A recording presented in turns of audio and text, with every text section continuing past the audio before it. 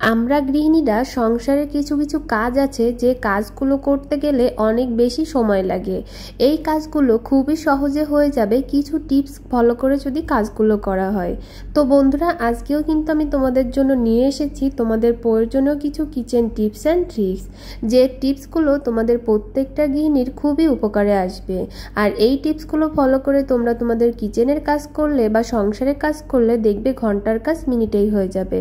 তো বন্ধুরা, আমি Sangeeta, welcome to my Sangeeta's lifestyle. আশা করছি তোমরা সবাই ভালো আছো। তো চলো বন্ধুরা, তোমাদের জন্য আজকে আমার প্রথম কি টিপস থাকছে সেটাই তোমাদের সঙ্গে শেয়ার করি। তো দেখো বন্ধুরা, এই যে আমাদের ঘরে যে বাসি রুটিগুলো থেকে থাকে, যে রুটিগুলো ধরো কাল রাত্রে তৈরি করা হয়েছে, এটা কিন্তু সকালে একেবারে অনায়াসে খাওয়া যাবে, কিন্তু দেখা যায় এই রুটিটা তো অনেকটাই ঠান্ডা থাকে। তো আমরা কিভাবে কোনো রকম বাড়তি খরচ ছাড়াই বা কোনো অপচয় ছাড়াই কিভাবে আমরা এই রুটিটাকে গরম করতে পারি সেরকম একটা টিপস তোমাদের সঙ্গে শেয়ার করব।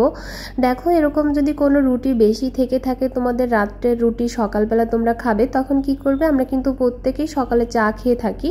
তো চায়ের জলটা যখন এইভাবে ফুটে আসে, তখন যদি তোমরা এই রুটিটা একটা প্লেটের উপর দিয়ে তোমরা এরকম চা গরম জলের উপর দিলে, তারপরে যদি এইভাবে ঢেকে দাও, দেখবে তোমাদের রুটিটা কিন্তু অনেক সুন্দর গরম হয়ে যাবে। তোমরা এখানে রুটিটাকে 3 থেকে 4 মিনিটের মতো রেখে দিলেই কিন্তু হয়ে যাবে। তো এখানে দেখো, রুটিটা কিন্তু আমার অনেক বেশি গরম হয়ে গিয়েছে। এটা কিন্তু এখন যে কোনোভাবে, যে কোনো চায়ের সাথে বা যে কোনো তরকারির সঙ্গে খেতেও কিন্তু খুবই ভালো লাগবে। কোনো রকমে কিন্তু মনে হবে না যে রুটিটা অনেক বেশি ঠান্ডা হয়ে গিয়েছে। আশা করবো আমার এই টিপসটা তোমাদের অনেক বেশি উপকারে আসবে। তারপর চলে যাব পরবর্তী টিপসে।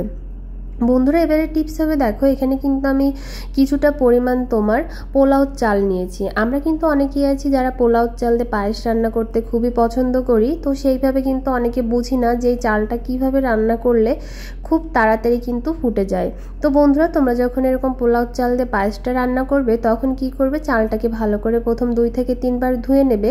ধুয়ে নেওয়ার পরে এই চালটাকে কিছু সময়ের জন্য ভিজিয়ে রেখে দেবে। কিছু সময়ের জন্য ভিজিয়ে রাখার পরে তোমরা ধরো 1 ঘন্টা বা 1.5 ঘন্টার মতো যদি ভিজিয়ে রাখো, পরবর্তীতে এটা দুধের ভিতরে দিলে কিন্তু খুবই সহজেই তোমার চালটা একেবারে ফুটে যাবে। তারপরে কি করবে, এইভাবে ভিজিয়ে রাখার পরে 1 থেকে 1.5 ঘন্টা পরে তোমরা এইরকম একটা ডালাতে করে রেখে দেবে। পরবর্তীতে তোমরা পায়েসটা রান্না করবে, তাহলে দেখবে কখনোই কিন্তু তোমাদের চালটা আঁফুটা থাকবে না, খুবই সহজে তোমাদের পায়েসটা দ্রুতই হয়ে যাবে।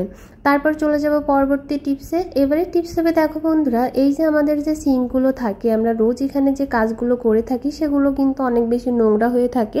যেমন ধরো থালা বাসন পরিষ্কার করা, মাছ মাংস ধোয়া, এরকম কিন্তু অনেক বেশি কাজ আমরা এখানে করে থাকি। তো দেখা যায় যে অনেক সময় কিন্তু অনেক বেশি ময়লা হয়ে যায় আর নোংরা হয়ে যায়, আর তেলেও কিন্তু একটা ভাব হয়ে যায়। বন্ধুরা, তেল কাটার জন্য কিন্তু লবণ খুব বেশি গুরুত্বপূর্ণ। আর কিন্তু লেবু আর লবণ যদি তোমরা একবার একসাথে এইভাবে মিশিয়ে যদি পরিষ্কার করতে পারো, দেখবে তোমাদের তেল কাটবে খুবই সহজে। কারণ লেবু কিন্তু যে কোনো ক্লিনিংয়ের ক্ষেত্রে অনেক বেশি গুরুত্বপূর্ণ, আর সাথে লবণ কিন্তু তোমার স্ক্রাবের মতো কাজ করবে। তো এইভাবে তোমরা লেবু আর লবণ দিয়ে খুব ভালোভাবে এইভাবে একটু ঘষে নিলেই দেখবে তোমাদের সিঙ্কটা অনেক বেশি চকচকে হয়ে যাবে, একেবারে নতুনের মতো। আর কিন্তু কোনো রকম জীবাণুও থাকবে না, জীবাণুমুক্ত একটা বেসিন কিন্তু তোমরা পরিষ্কার করে পেয়ে যাবে। এই যে দেখো, তারপরে আমি এই যে ট্যাপটা আছে সেটাতেও কিন্তু একটু ঘষে নিয়েছি। এবার কি করছি দেখো, ভালো করে এবার এটাকে ধুয়ে নেব। তো এবার ভালো করে এটাকে ধুয়ে নেওয়ার পরে তোমাদেরকে আমি একটু দেখিয়ে দিচ্ছি যে আমার এই সিঙ্কটা আগে কেমন ছিল আর এখন কতটা সুন্দর পরিষ্কার হয়েছে, তোমাদেরকে সেটাই আমি দেখাবো। তো এইভাবে যদি তোমরা রোজ তোমাদের সংসারে কিছু টুকিটাকি কাজ এই টিপস দেখে যদি করে নাও, দেখবে তোমাদের কাজগুলো কিন্তু অতি জলদি হয়ে যাবে। তো আশা করবো বন্ধুরা, আমার এই টিপসটাও তোমাদের অনেক বেশি উপকারে এসেছে। এবার চলে এলাম পরবর্তী টিপসে। বন্ধুরা, এবারে টিপস হবে, দেখো এই যে আমরা অনেক সময় দেখা যায় যে গ্যাস ওভেনে দুধ জাল দিয়ে থাকি। তো অনেক সময় কিন্তু কি হয় যে দুধটা জাল দিতে দিতে তোমার দুধটা কিন্তু উতলে পড়ে যায়। বন্ধুরা, যখন দুধটা উতলে পড়ে যায় তখন তোমরা কি করবে, এইভাবে যদি একটা সিরামিকের মগ তোমরা দিয়ে দিতে পারো, মগ মানে কাপ, যদি তোমরা এরকম দুধ জ্বালানোর সময় দিয়ে রেখে দাও, তাহলে দেখবে তোমাদের দুধটা কিন্তু পড়ে যাবে না। তোমরা দুধটা এইভাবে রেখে যে কোনো কাজ অনায়াসে করে নিতে পারবে, আর একদিকে কিন্তু দুধটা জাল হয়ে যাবে। তারপর চলে যাব বন্ধুরা পরবর্তী টিপসে।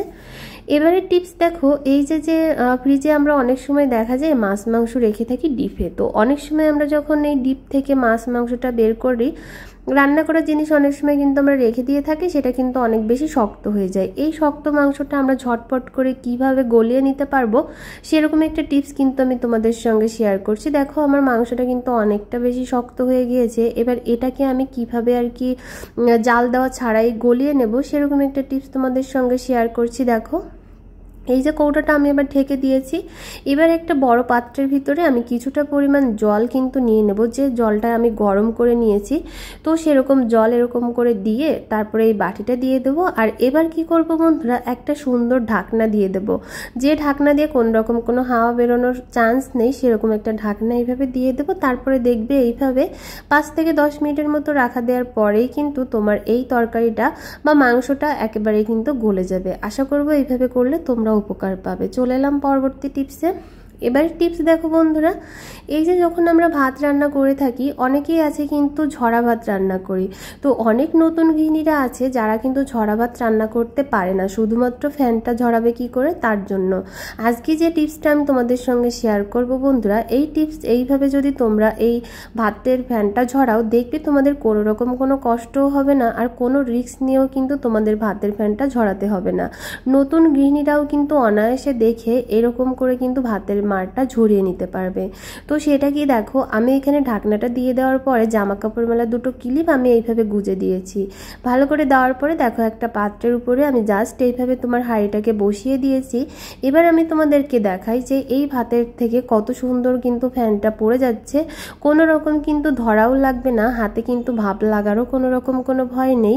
নতুন গৃহিণীরাও অনায়াসে কাজটা করে নিতে পারবে। তো এবার দেখো বন্ধুরা, অনেক সময় দেখা যায় আমার ভাত যদি তলে লেগে যায় তখন কি হয়, অনেক বেশি কিন্তু গন্ধ হয়, মানে ভাতটা যদি পুড়ে যায় তখন কিন্তু ভাতটা আর খাওয়া যায় না, অনেক বেশি গন্ধ হয়ে থাকে। আবার দেখা যায় যেদিন আমাদের নিরামিষ থাকে সেদিন যদি ভাতটা পুড়ে যায়, সেদিন তো আর ভাতের ভিতরে পেঁয়াজ দেওয়া যাবে না, কারণ পেঁয়াজ দিলেও কিন্তু ভাতের থেকে যে পোড়া গন্ধটা সেটাও চলে যায়।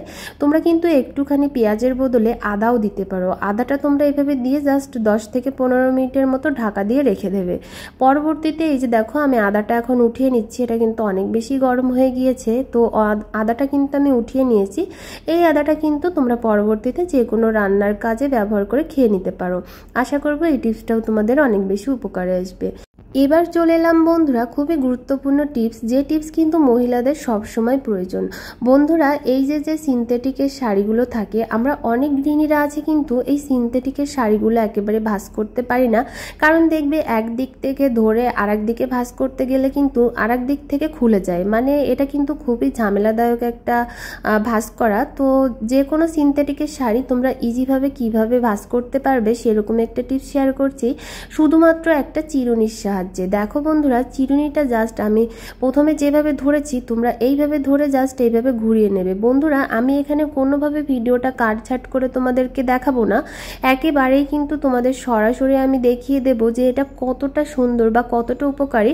অনেক গৃহিণীরা আছে যারা কিন্তু শাড়ি তারপরে যে কোনো জামা কাপড় এখনো পর্যন্ত ঠিকঠাক মতো ভাঁজ করতে পারে না, তারা যদি এইভাবে একবার দেখে তারা ইজিভাবে কিন্তু শাড়িটা খুব সহজে ভাঁজ করে নিতে পারবে। তো এখানে দেখো জাস্ট তোমাদের কাজ হবে কি, চিরুনিটা মেপে মেপে এইভাবে তোমরা ঘোরাতে থাকবে, ঘোরাতে ঘোরাতে কিন্তু দেখবে বন্ধুরা এই সিনথেটিকের শাড়িগুলো অনেক সহজে কিন্তু ভাঁজ হয়ে যাবে। তো দেখো আমি কিন্তু কোনোভাবে কাটছাট করছি না, তোমাদেরকে কিন্তু সরাসরি দেখিয়ে দিচ্ছি। এবার আমার দেখো শাড়িটা কিন্তু লাস্টের দিকে চলে এসেছে, আর এবার এটাকে আমি যখনই ধরবো তখনই কিন্তু শাড়িটা অলরেডি ভাঁজ হয়ে যাবে। একেবারে দোকানে তোমার সিনথেটিকের শাড়িগুলো যেভাবে ভাঁজ করা থাকে, আমারটাও কিন্তু সেম দেখো সেরকম কিন্তু ভাঁজ হয়ে গিয়েছে। এখানে কোনো দিক থেকে একটা পাড় কিন্তু খুলে যায়নি, বা হচ্ছে কোনো দিক থেকে একটা পাড় খোলারও কোনো চান্স নেই। ইজিভাবেই কিন্তু আমি কতটা সহজে দেখো ভাঁজ করে নিয়েছি। একেবারে দোকানে যেভাবে ছিল বা দোকান থেকে আমরা যেভাবে কিনে থাকি সেম আমি কিন্তু সেইভাবেই তোমাদেরকে ভাঁজ করে দেখিয়েছি। তোমরাও কিন্তু এখন থেকে একটা চিরুনির সাহায্যে খুবই সহজে এইভাবে শাড়ি ভাঁজ করতে পারবে। যদি ভিডিওটা ভালো লাগে তাহলে বেশি করে শেয়ার করে